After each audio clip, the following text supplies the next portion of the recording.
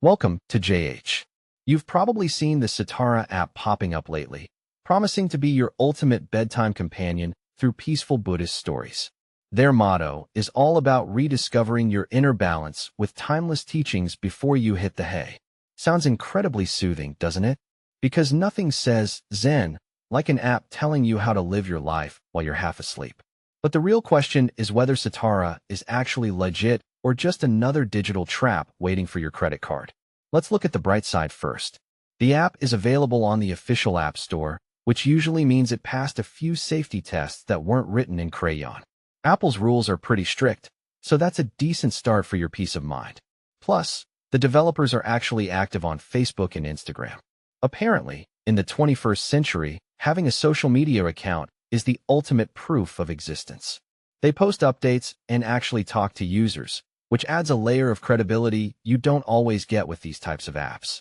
Their website is also surprisingly transparent about how the features work, suggesting they're actually proud of what they've built.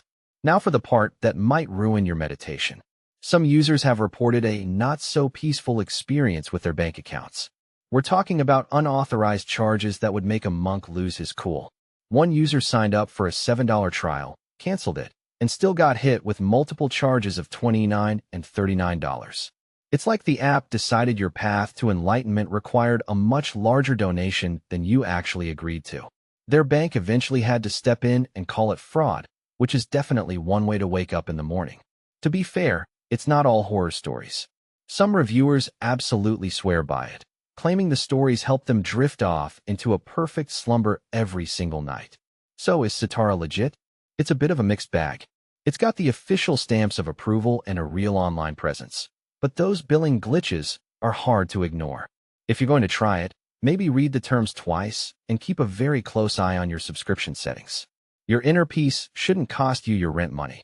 Thanks for sticking around till the end, and don't forget to subscribe for more honest reviews that won't charge you $30 for the privilege.